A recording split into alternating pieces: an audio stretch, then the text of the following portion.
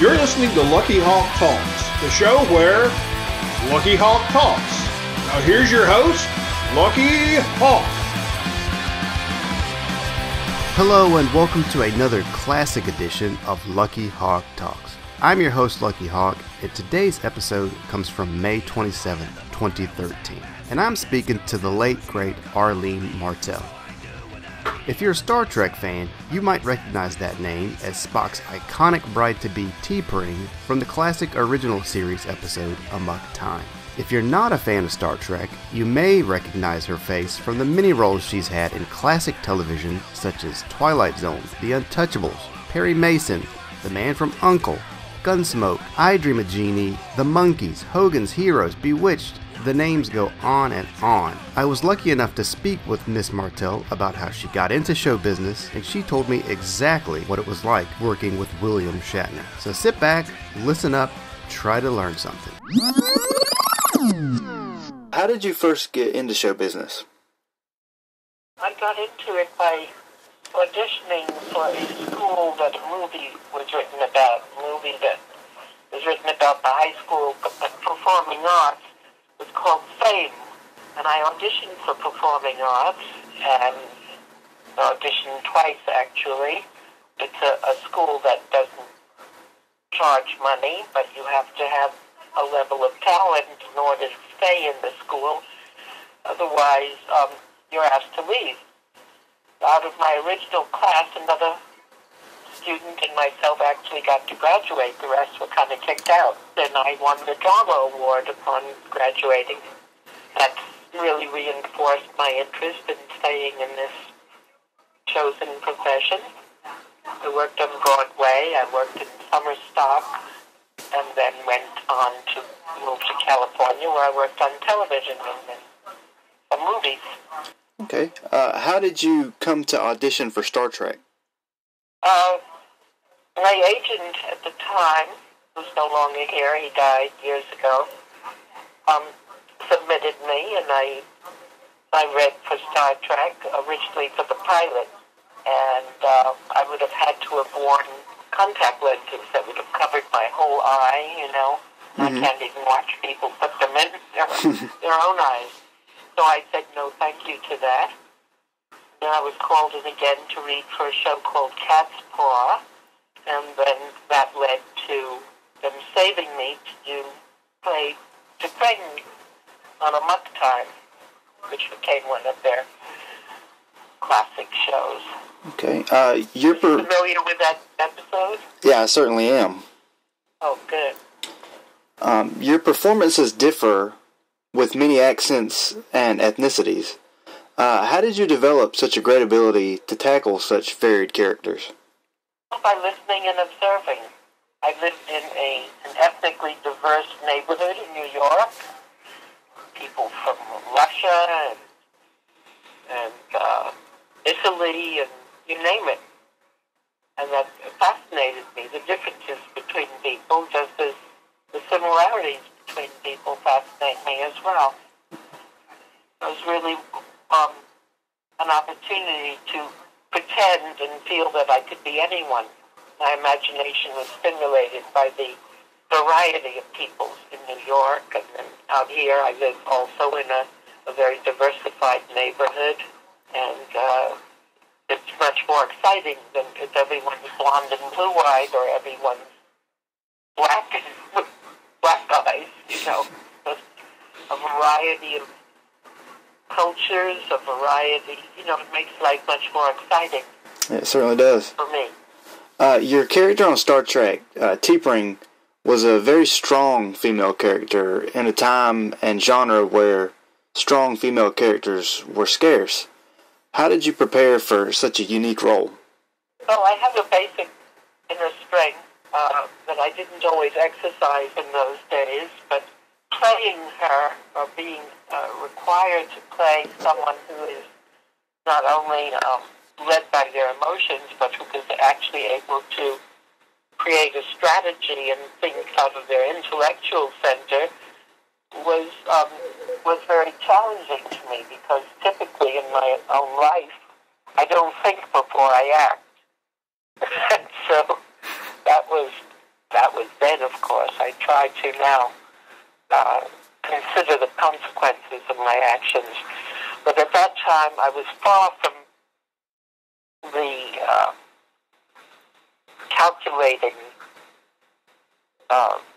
logical person that character that I portrayed as to bring.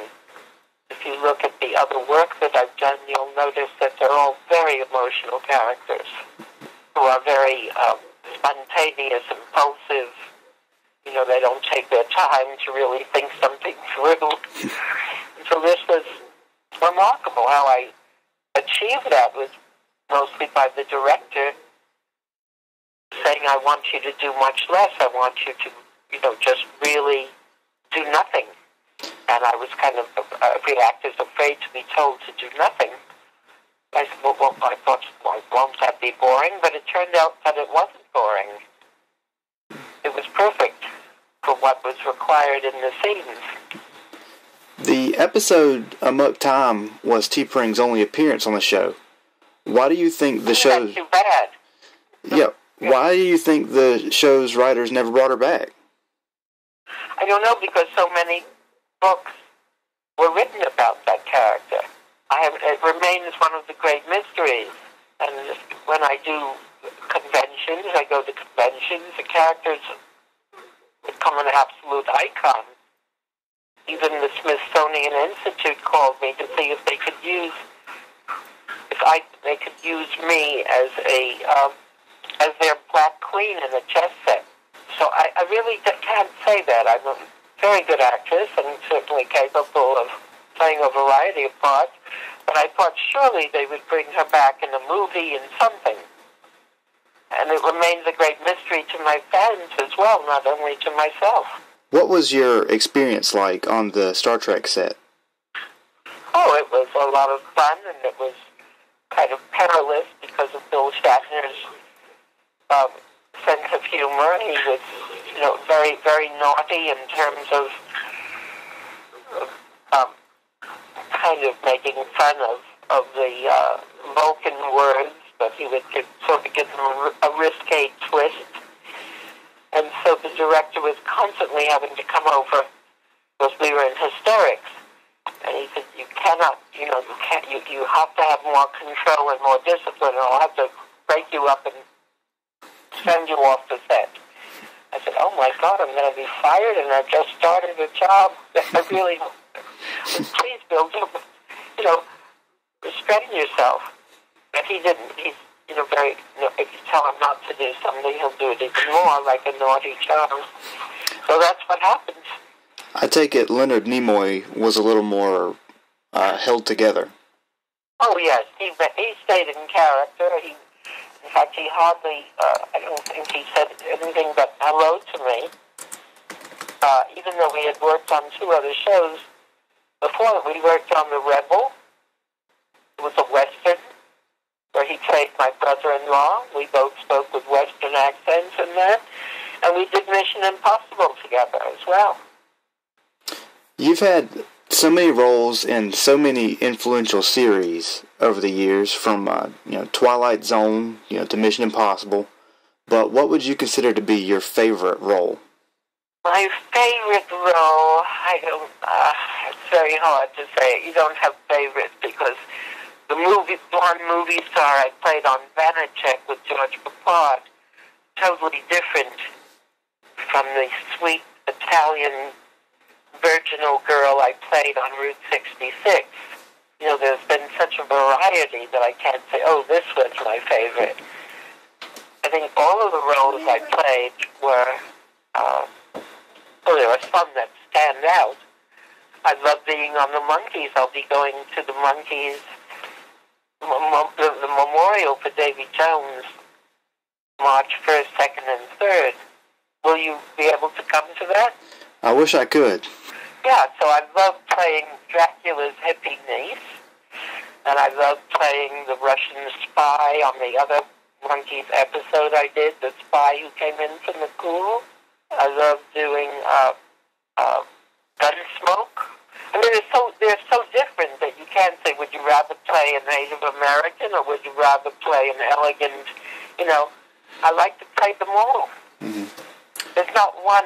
The character I played on Route 66, it was called A Legacy for the Chia. It was a very beautiful character and very touching in her innocence, and that's kind of how I felt about myself at the time. But then there were other shows. You know, I can't say one more than another, really, to be honest. What have you been working on as of late? Well, I wrote a book that's been published. It's called Mixed Messages. It's gathering quite a buzz. It's a true-life love story, my own, an experience that I had through the Internet, and it has a lot of medical advice running through it. The person I wrote it with is a medical researcher, and it puts a spotlight on depression. It throws a spotlight on depression and how it can sabotage a relationship. I've been working on that. I just did a movie that will probably be at all the film festivals, and it's called The Beat Her Heart Skipped. I play an alcoholic mother and grandmother, which is very interesting. I never played that before. And I just read for the lead in the movie today, and I do hope I get that. It's a very beautiful story about a former athlete who's now, you know, an older woman and has to get around with a cane. And it's very touching, and it's the kind of character I would love to play.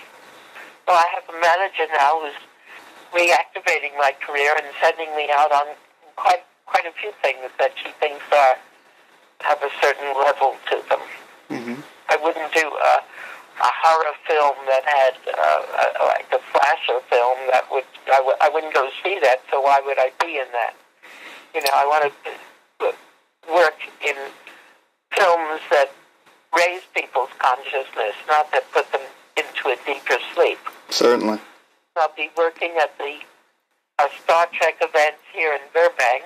Okay.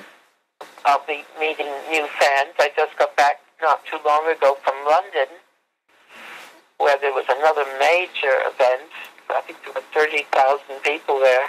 It's just wonderful to meet people from all over the world, you know. So you really enjoy doing the conventions, then? Oh, I love to. I love to meet people from that are very familiar with my work, and who some of them still know the lines from some of the scripts that I've even forgotten. It's certainly not a boring job, let's put it that way. It's exciting, it's wonderful, and I hope to continue doing it for many more years. Yeah. Well, thanks so much for taking the time to speak with us, and it has definitely been an honor. Welcome, Michael. I'm glad you called and that I was available to speak with you. I hope my answers were interesting to you. They certainly were. There you have it, folks. Arlene Martel. Such a classy lady. So generous with her time. She will be remembered fondly. If you like this interview and you want more from me, please go to amazon.com/author/luckyhawk and you'll find every interview I've ever done in written format. It's free if you have Kindle Unlimited. If not, it's just 99 cents per volume. So check it out. Until next time, this has been Lucky Hawk Talks. I'm Lucky Hawk. Talk to you later.